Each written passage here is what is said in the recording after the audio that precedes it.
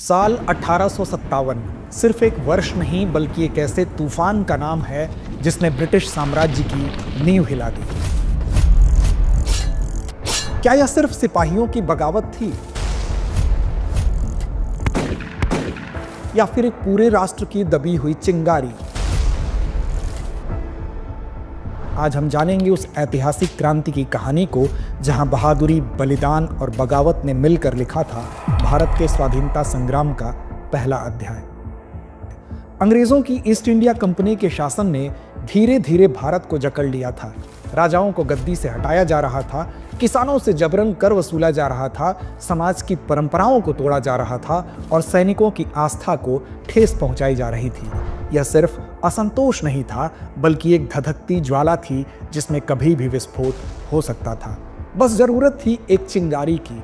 लेकिन सवाल यह है कि क्या अचानक बिना कारण ही जल उठी थी आजादी की चिंगारी? तो जवाब है नहीं। इसके पीछे थे वर्षों से सुलगते असंतोष, दबे हुए दर्द और टूटते हुए विश्वास। अगर हम इस क्रांति के प्रमुख कारणों की बात करें तो उन्हें हम अंग्रेजों की साम्राज्यवादी, प्रशासनिक और सामाजिक नीति के साथ ही तात्कालिक कारणों के रूप में विभाजित करके समझ सकते हैं। तो आइए एक एक करके विस्तार से समझते हैं क्रांति के कारणों को। अंग्रेजों की साम्राज्यवादी मानसिकता का परिलक्षण उनकी नीतियों में स्पष्ट तौर पर दिखने लगा था, जिसका पहला उदाहरण थी वेलेस्ली की सहायक संधि यानी कि सब्सिडियरी अलायंस, जिससे देशी राज्यों के स्वतंत्रता के अपहरण की शुरुआत हुई थी। इसके तहत भारतीय राज्य को अपनी सेना हटाकर ब्रिटिश सेना को अपने राज्य में तैनात करने देना होता था। साथ ही उस राज्य को ही ब्रिटिश सेना के खर्च का भुगतान भी करना होता था। राज्य बिना अंग्रेजों की अनुमति के किसी अन्य शक्ति से संधि नहीं कर सकता था। यदि राज्य खर्च नहीं चुका पाता तो उसे अपना क्षेत्र कंपनी को देना होता था। साथ ही एक ब्रिटिश रेजिडेंट को दरबार में नियुक्त किया जाता था। इसी कड़ी में डलहौजी की साम्राज्यवादी नीतियों ने इसे और आगे बढ़ाते हुए 1857 की महाक्रांति रूपी अग्नि में घी का काम किया। डलहौजी की हड़प नीति यानी डॉक्ट्रिन ऑफ लैप्स उनमें प्रमुख थी, जिसके अंतर्गत अंग्रेजों द्वारा किसी भी शासक के निःसंतान होने पर उसे अपने उत्तराधिकारी को गोद लेने का अधिकार नहीं था। अतः शासक की मृत्यु होने के बाद या सत्ता का त्याग करने पर उसके शासन पर कब्जा कर लिया जाता था। इस नीति का सहारा लेकर सतारा 1848, जैतपुर और संभलपुर 1849, उदयपुर 1852, झांसी 1853, नागपुर 1854 आदि राज्यों को अंग्रेजी साम्राज्य में मिला लिया गया। इसी प्रकार कुशासन के आधार पर अवध को 1856 में भी ब्रिटिश साम्राज्य में शामिल कर लिया गया। अवध के नवाब वाजिद अली शाह को कलकत्ता निर्वासित कर दिया गया। इतना ही नहीं, पदों और पेंशनों को समाप्त कर एक बड़े भारतीय वर्ग को असंतुष्ट कर दिया गया। फिर चाहे पेशवा बाजीराव के दत्तक पुत्र नाना साहब की पेंशन हो या कर्नाटक, सूरत और तंजौर के राजाओं की उपाधियों का अंत। उसने यह भी घोषित किया कि अंतिम मुगल बादशाह बहादुर शाह जफर के बाद उनके उत्तराधिकारियों को लाल किला खाली करना पड़ेगा। लॉर्ड कैनिंग तो इससे भी 2 कदम आगे जाकर घोषणा करता है कि बहादुर शाह जफर के उत्तराधिकारी अब बादशाह की उपाधि भी धारण नहीं कर सकेंगे। स्पष्टतः यह मुगल वंश के शासन को समाप्त करने की एक प्रत्यक्ष घोषणा थी। तो आइए अब नजर डालते हैं प्रशासनिक और आर्थिक कारणों पर। बचे राज्यों के आंतरिक और बाह्य मामलों पर नियंत्रण कर शासकों को कठपुतली बना दिया गया था। न्याय व्यवस्था भी अत्यधिक कष्टप्रद, पक्षपातपूर्ण, जटिल और महंगी थी। अंग्रेजों की भू राजस्व नीति किसानों के लिए एक बहुत बड़ा बोझ बन गई थी। भू राजस्व का मतलब होता है किसानों की जमीन पर लगने वाला कर। ब्रिटिश भारत में मुख्य रूप से 3 तरह की भू राजस्व प्रणालियां चलाई गई। 1793 में लॉर्ड कॉर्नवालिस द्वारा शुरू की गई स्थायी बंदोबस्त यानी परमानेंट सेटलमेंट, 1820 में मद्रास के तत्कालीन गवर्नर थॉमस मुनरो द्वारा शुरू की गई रैयतवाड़ी व्यवस्था और 1822 में हॉल्ट मैकेंजी द्वारा प्रस्तुत महलवाड़ी व्यवस्था। इन शोषणपरक भू राजस्व व्यवस्था के माध्यम से वर्ग विभाजन गहराता गया। जहां एक तरफ जमींदारों और महाजनों की आर्थिक स्थिति बेहतर हुई, वहीं किसानों की हालत बद से बदतर होती गई। निजी हितों के अधीन कंपनी के कर्मचारी भी भ्रष्टाचार में लिप्त थे। मुक्त व्यापार नीति के तहत बेहद कम मूल्य के ब्रिटिश वस्त्रों ने भारतीय वस्त्र उद्योग को जल्द ही पतन के कगार पर पहुंचा दिया। सूती कपड़ा उद्योग के नाश होने से कृषि पर बोझ बढ़ता गया। 18वीं शताब्दी के उत्तरार्ध तक कुटीर उद्योग भी दम तोड़ चुके थे। उधर इनाम कमीशन के तहत बहुत सी जमीनों और जागीरों को यह कहकर छीन लिया गया कि ये अनुचित रूप से दी गई थी। केवल बंबई में ही 20,000 जागीरें जब्त कर ली गई। अवध के तालुकेदार हों या झांसी की रानी, ब्रिटिश शोषण के दंश से सभी मर्माहत थे। तो आइए नजर डालते हैं सामाजिक कारणों पर। क्रांति की ज्वाला भड़काने में कंपनी की सामाजिक नीतियां भी कम जिम्मेदार नहीं थी। अंग्रेज अधिकारी भारतीयों से ऐसा बर्ताव करते थे जैसे वो दोयम दर्जे के हों। यदि कोई अंग्रेज भारतीयों पर अत्याचार करता तो न्यायालय का झुकाव भी अंग्रेजों के पक्ष में ही होता। 1860 में प्रकाशित दीनबंधु मित्रा द्वारा लिखे बंगाली नाटक नील दर्पण में नीलहों की बर्बरता को पढ़कर रोंगटे खड़े हो जाते हैं। सिर्फ यही नहीं, सती प्रथा, बाल विवाह जैसे विषयों पर बिना भारतीयों की सहमति के हस्तक्षेप ने भारतीयों के विश्वास को पूरी तरह से तोड़ दिया था। धार्मिक रीति रिवाजों पर वार के साथ ही मिशनरी शिक्षकों द्वारा हिंदू मुस्लिम धर्मों की खुलकर आलोचना की जाती। मिशनरी स्कूलों में बाइबल पढ़ाना अनिवार्य था। हिंदू मुस्लिम छात्र स्वयं को ऐसे में अपमानित महसूस करते थे। ऐसे में लोगों को धीरे धीरे यह भी शक होने लगा कि अंग्रेज नई तकनीकों जैसे रेल तार के बहाने धर्म भ्रष्ट करने की साजिश कर रहे हैं। वहीं सैन्य असंतोष की बात करें तो भारतीय सैनिक अंग्रेज सेना की रीढ़ थे। फिर भी वे न तो सम्मान पाते थे और न ही समान अधिकार। उच्च पद केवल अंग्रेजों के लिए आरक्षित थे, वेतन भी कम मिलता था, पदोन्नति का फायदा केवल अंग्रेज सैनिकों को दिया जाता था। इसी बीच लॉर्ड कैनिंग द्वारा पास किए गए सामान्य सेवा भर्ती अधिनियम ने सैनिकों को समुद्र पार भेजने की बात कही, जो धार्मिक रूप से वर्जित था। समुद्र पार जाने का मतलब ही तब धार्मिक दृष्टिकोण से पथभ्रष्ट होना माना जाता था, जिससे व्यक्ति का अपने धर्म में लौटने का रास्ता बंद हो जाता था। अब सैनिकों के धैर्य की सीमा का अतिक्रमण तो हो ही रहा था कि चर्बी युक्त कारतूस की खबर ने उसे एक विस्फोट का रूप दे दिया, और यह घटना बनती है क्रांति का तात्कालिक कारण।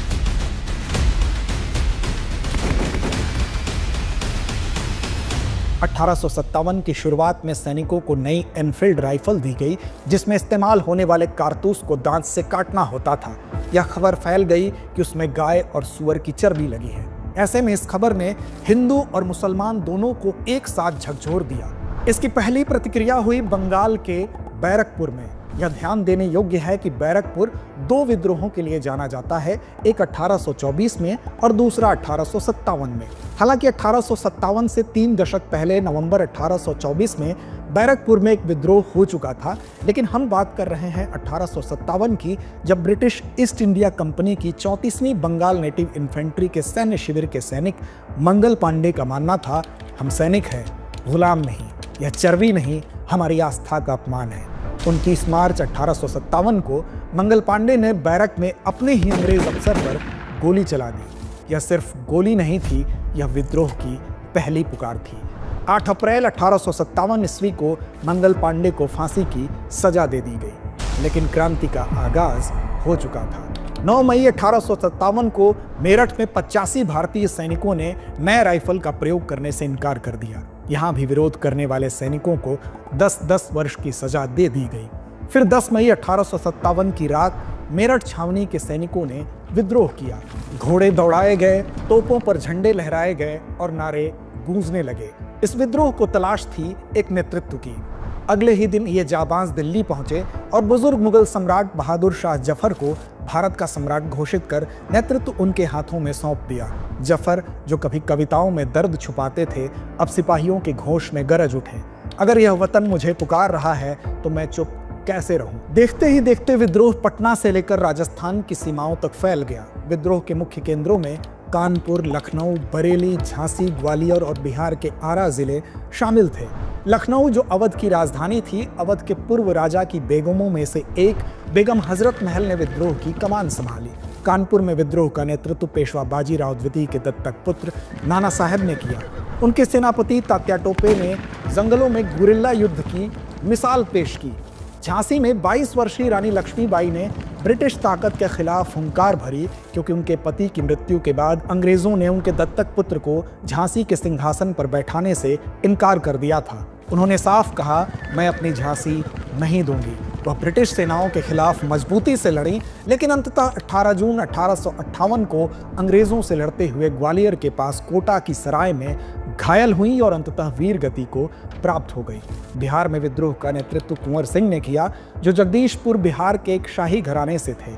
इस तरह शुरुआत में महज एक सैनिक विद्रोह अब तब्दील हो चुका था जनभावनाओं की लपटों में।